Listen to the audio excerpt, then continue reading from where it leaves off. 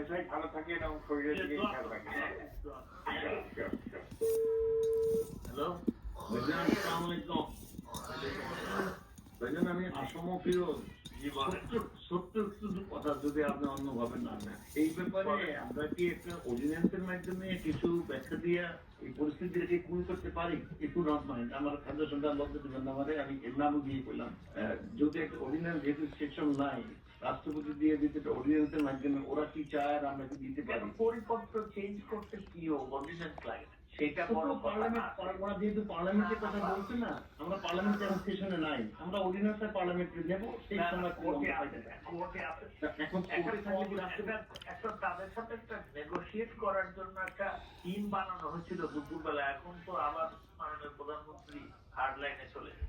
আমরা তো একটা টিম বানায় দিয়ে আসছিলাম, আমি দুপুরবেলা ওনার সাথে আলাপ টালাপ করে জি জি আমরা একটা টিম বানাইছি।